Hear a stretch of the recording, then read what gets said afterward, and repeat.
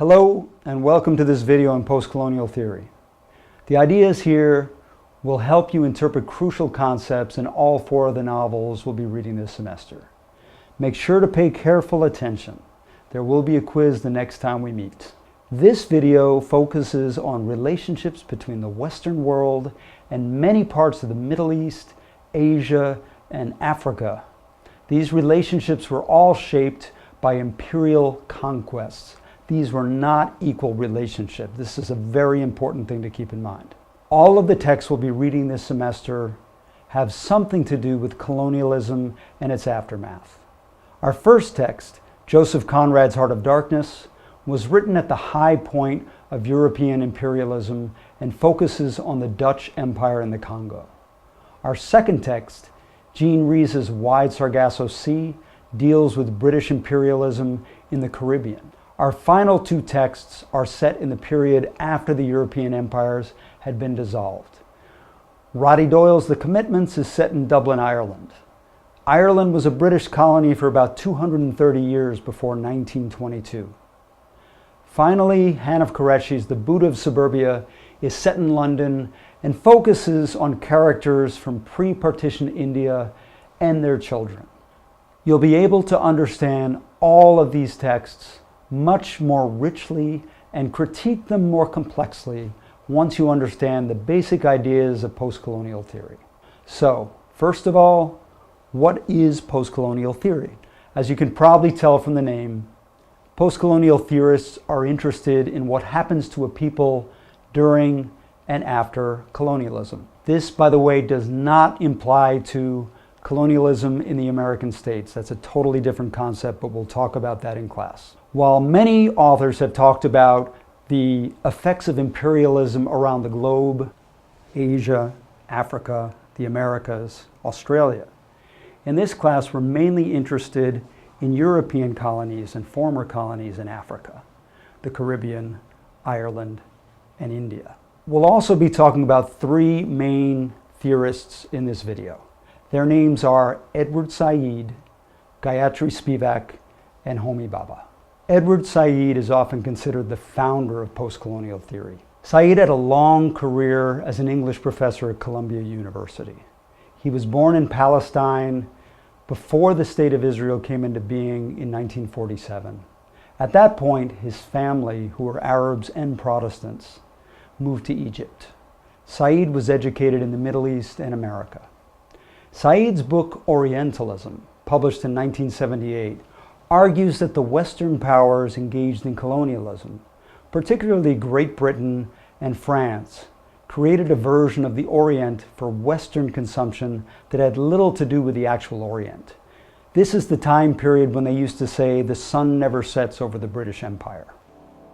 If somebody, let's say in the 1850s or 60s in Paris or London, wished to talk about or read about India or Egypt or Syria, there would be very little chance for that person to simply address the subject, as we like to think, in a kind of free and creative way. A great deal of writing had gone before, and this writing was an organized form of writing, like an organized science, what I've called Orientalism. And it seemed to me that there was a kind of repertory of images that kept coming up, the sensual woman who's there to be sort of used by the man. The East is a kind of mysterious place full of secrets and monsters. The marvels of the East was a phrase that was used. And the more I looked, the more I saw that this was really quite consistent with itself. It had very little to do with people who had actually been there. By Orient, Said makes it clear that he means the Middle East. Orientalism, the book, also discusses India and Africa and other parts of the world, but his main concern is the Arab world. Said writes that the Orient is not only adjacent to Europe, it is also the place of Europe's greatest and richest and oldest colonies, the source of its civilizations and languages, its cultural contestant, and one of the deepest and most recurring images of the other. None of this Orient is merely imaginative. The Orient is an integral part of European material civilization and culture. Orientalism expresses and represents that part culturally and even ideologically as a mode of discourse with supporting institutions, vocabulary, scholarship, imagery, doctrines, and even colonial bureaucracies and colonial styles. Orientalism is a style of thought based upon a distinction made between the Orient and the Occident. Thus, a very large mass of writers, among whom are poets, novelists, philosophers, political theorists, economists, and imperial administrators, have accepted the basic distinction between East and West as the starting point for elaborate accounts concerning the Orient, its people, customs, mind, destiny, and so on. The phenomenon of Orientalism deals principally not with a correspondence between Orientalism and Orient, but with the internal consistency of Orientalism and the ideas about the Orient, despite or beyond any correspondence or lack thereof with a real Orient. Let's consider some of the key aspects of that very long bit of text I just quoted to you. First, Said writes that the Orient is a place, a site of colonies, civilizations, and languages. All of this is self-evident. But the key to Said's argument is what follows that. The Orient, he writes, is one of the West's deepest and most recurring images of the other. The crucial terms there are image and other. The Orient and the people who live there are other, different, separate from the West and Westerners. The people of England, France, the Netherlands, the rest of Europe, and the United States know this because Western writers, artists, thinkers, and politicians have generated and reinforced an image or many images of the East. Over centuries, Western scholars and artists have created libraries and museums full of writings and images that create a version of the Orient for the Western world. For example, today I am wearing a tie with images on it from the Rosetta Stone. The Rosetta Stone, the actual physical item that helped people decode Sanskrit, was found in Egypt. It was found there by Napoleon's soldiers. It was brought to London because the English eventually beat the French and took over Egypt. The British Museum is basically filled with plunder from the Middle East. It is mostly an archaeological museum, and those archaeological artifacts are things that were brought back from the Middle East to the West for the West to study them. At the center of the British Museum is the Old British Library reading room. The library's since moved about half a mile to a magnificent modern building. But this room stands as a monument to British literature and the study of Orientalism. Here you can find the great 18th and 19th century British novels that so often represented the East and the Empire. Here's a copy of Jane Eyre. Jane Eyre has a subplot that has to do all with the Caribbean. Here is Bleak House by Charles Dickens, another subplot that has to do entirely with Africa and English colonialism in Africa. So it runs, according to Said, all throughout Western literature. He actually argues that the 19th century Western novel is the novel of imperialism. Said argues that the process of building this massive archive began in the 16th century and took on a decidedly imperial tone in the 18th and 19th centuries.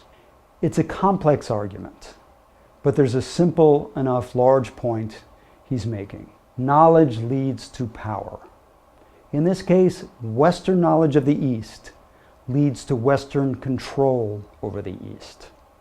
The writing and painting were done first, along with map making and the study of Eastern languages and cultures. That academic and artistic knowledge was highly useful in the economic, military, and political control the West began to exert over the East in the 18th century. Representation also leads to power. The West represents the East in 1,000 ways. All of them add up to create a version of the East that is a strange, exotic, sensual, barbaric, cruel place, the opposite of the rational, just, normal, civilized West. The second theorist we're going to discuss today is Gayatri Spivak. Born in India, she was educated there and in the United States before taking a position at Columbia University. Spivak published a long, complex essay with the title, "Can the Subaltern Speak?" It has received an enormous amount of attention since its first publication in 1988. Spivak's title refers to the least powerful in society, the subaltern. Subaltern is a term for those of a lower economic and cultural status, the masses who exist outside of the power structure of a given society. It's an important term in the writings of Antonio Gramsci, a Marxist thinker, and was taken from his prison notebooks by a group of Indian intellectuals who formed the Subaltern Studies group. Spivak's question is a direct response to work by this group. She particularly focuses on subaltern women. The term speak isn't entirely literal for Spivak. She means, can the lowest members of society express their concerns, enter into dialogue with those who have power? And also, if they do speak, write, or otherwise communicate their concerns, will they be heard? What we mean by attending to the subaltern classes is what they do speak, they resist, they form collectives, but there is no infrastructure for, again, to go back to the metaphor, for them to have their speech act completed. In other words, those around them with the power, the state power or non-state power, do not have the infrastructure to be able to attend to these things, yes? On the way to answering this question, Spivak identifies 4 class positions in Indian society. The first, dominant foreign groups, which include colonial powers such as the English and French, international powers such as the Americans and Russians, and international corporations. The second, dominant indigenous groups at the national level. This includes Indian politicians and business interests, so the national government and national companies in India. The third, dominant indigenous groups at the regional and local levels. And finally, the people, and particularly the subaltern classes. She answers her question in the last paragraph of her essay. No, she writes, the subaltern cannot speak. She argues that female intellectuals must speak for the subaltern. She does not like this answer, since she sees it as a kind of ventriloquism. Think back to Said's theory and the importance of representation in maintaining colonial control. Spivak is also talking about representation, but in her case, it isn't just the colonizers who represent the colonized. There are layers of representations. The female intellectuals sympathetic to the plight of the subaltern are representing them. She would agree with Said that every representation is a misrepresentation. A picture, in other words, no matter how perfect, is not the thing it represents. But Spivak thinks that until the subaltern is able to develop a political consciousness and to express it, that this representation is the best option available. Moving on from Spivak, we come to the third of the 3 theorists this video is concerned with, Homi Bhabha. I think we need to make a distinction between the humanities as a certain set of disciplines which have always been associated with the humanities. Literature, religion, philosophy, classics of various cultures. These are the disciplines, languages, these are the disciplines we usually recognize as being the humanities disciplines. Bhabha, like Spivak, was born in India. He received his undergraduate degree from the University of Mumbai before going to Oxford for his PhD. He has taught at several institutions in Britain and the US.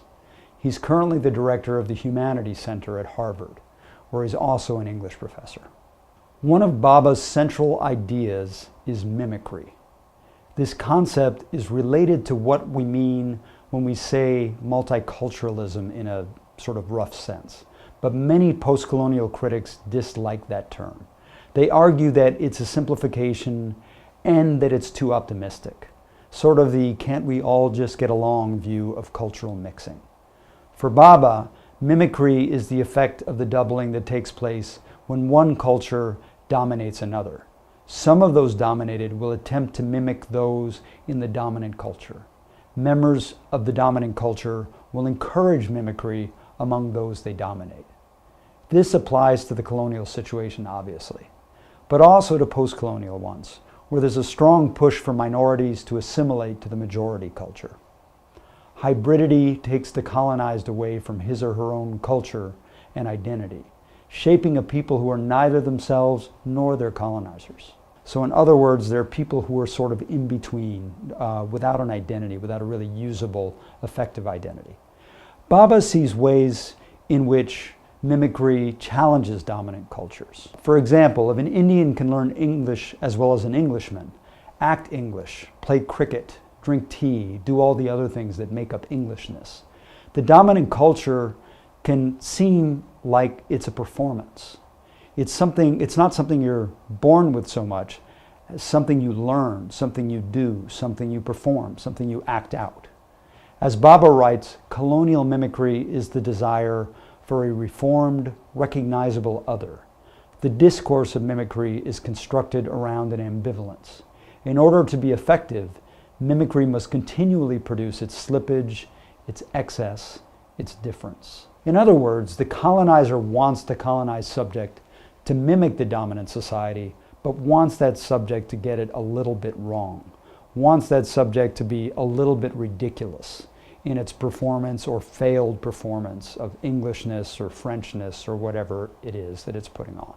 Okay, I realize that's a lot to take in. That's why I made this a video rather than a class lecture. Rewind this as much as you need to. Go back over the things that are complex, that are difficult. You might start with thinking about the basic ideas associated with each of the three theorists I've discussed. Edward Said argues that knowledge and representation are tools the West uses for dominating the East. Many of the people who wrote the books and painted the paintings that make up Orientalism did so out of an academic or artistic curiosity. And if we were to look back here again and look at Bleak House, Dickens wasn't trying to colonize anybody, but he included the discourse of Orientalism because it was in the air. It was what people were talking about. Gayatri Spivak asks if the subaltern, the weakest members of society, can speak. She argues that they can't because of the way society is structured and that intellectuals sympathetic to their plight must speak for them. Finally, Homi Bhabha takes on the diversity brought about by cultural encounters. In his writings, Europe and the US don't simply dominate the countries of the developing world. They encourage mimicry of Western culture, and in the process, a kind of hybridity develops. That's it for now. I'll see you in class, where we'll go over these ideas further. Make sure to bring your questions, to bring any ideas to class that you feel need clarification, and we'll do everything we can to make this make more sense. Okay? So I will see you then.